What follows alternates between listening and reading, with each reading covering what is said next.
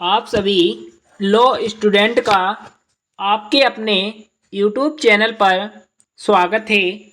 जैसा कि आप सभी लोग हमारे इस वीडियो की थंबनेल में देख चुके होंगे, आज के इस वीडियो के माध्यम से हम आपको बीए एलएलबी 8वें सेमेस्टर एग्जामिनेशन जून 2024 के क्वेश्चन पेपर लेकर आए हैं कि आने वाले समय में किस प्रकार के प्रश्न आपके एग्जाम में पूछे जाएंगे। आपने अगर हमारे 3-4 साल पुराने प्रीवियस ईयर्स के क्वेश्चन पेपर देख लिए तो मैं वादा करता हूं जितने भी आपके एग्जाम में प्रश्न पूछे जाएंगे हमारे वीडियो से ही पूछे जाएंगे। आज का जो सब्जेक्ट है राइट्स टू इंफॉर्मेशन 2005, सूचना का अधिकार अधिनियम 2005। एग्जाम में पेपर 60 नंबर का पूछा जाता है, 3 घंटे का समय होता है, 10 प्रश्न दिए जाते हैं, 5 प्रश्न करने पड़ते हैं, प्रत्येक प्रश्न 12 नंबर का होता है।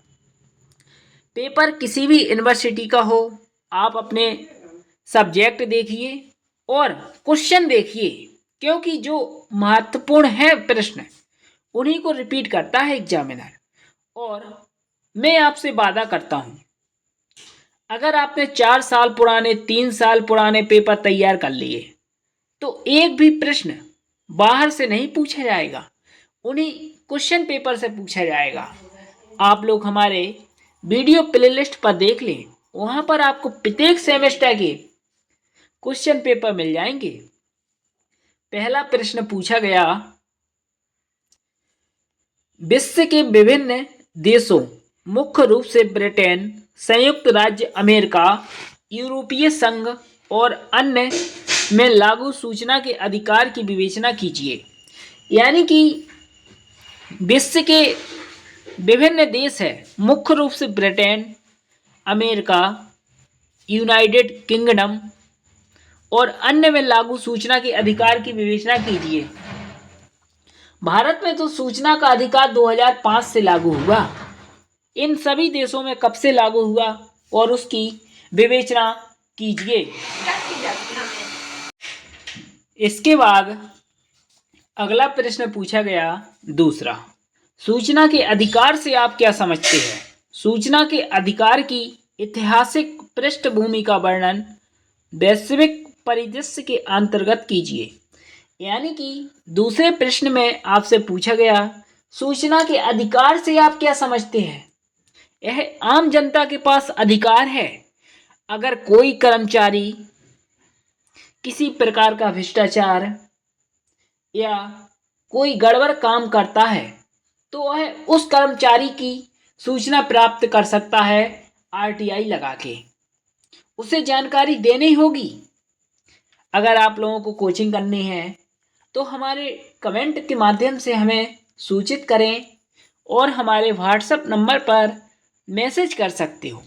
डिस्क्रिप्शन बॉक्स में हमारा व्हाट्सएप नंबर मिल जाएगा आप लोगों को। इसके बाद तीसरा, सूचना एवं सूचना के अधिकार से आप क्या समझते हैं? ऐसे कौन से संगठन हैं जो सूचना का अधिकार अधिनियम 2005 के बाहर है? व्याख्या कीजिए।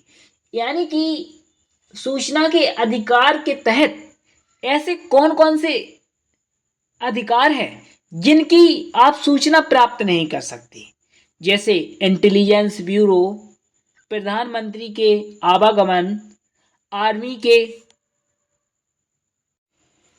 आर्मी ऑफिसर के बारे में कोई भी सूचना प्राप्त नहीं की जा सकती। इसके बारे में आपको इसमें लिखना था। इसके बाद चौथा, भारत के संविधान के अनुच्छेद 19(1)(a) एवं सूचना के अधिकार के अंत संबंधों पर प्रकाश डालिए। पांचवा, सूचना का अधिकार आत्यंतिक है या सीमित? क्या सूचना के अधिकार का कोई मान्य अपवाद है? व्याख्या कीजिए। सूचना का अधिकार एक सीमित अधिकार है।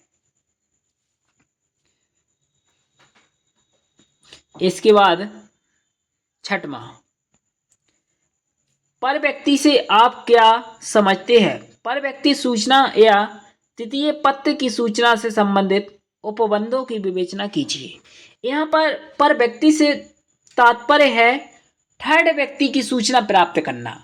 मानकर चलिए दोस्तों, किसी बच्चे ने यूपीएससी का एग्जाम क्वालिफाई किया है, आप उस बंदे की कॉपी निकलवाना चाहते हो, उसकी प्री की कॉपी में कितने नंबर आए, मेंस में कितने नंबर उसके आए, देखना चाहते हो आप आरटीआई लगाकर उसकी कॉपी।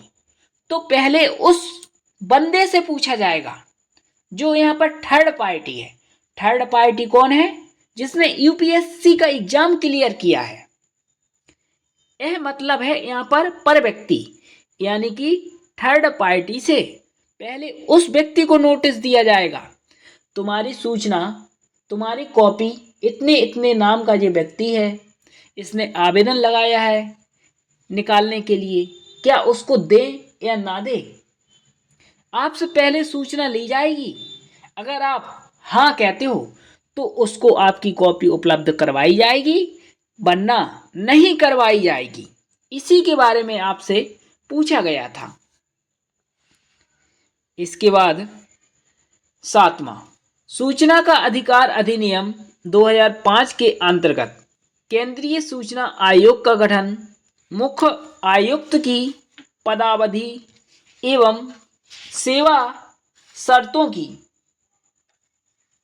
व्याख्या कीजिए। सातवें प्रश्न में आपसे सूचना के अधिकार के अंतर्गत केंद्रीय सूचना आयोग का गठन, जिसे धारा 12 में, और सेवा शर्तें धारा 13 में शर्तें, और 14 में सूचना आयुक्त या मुख्य सूचना आयुक्त का हटाया जाना।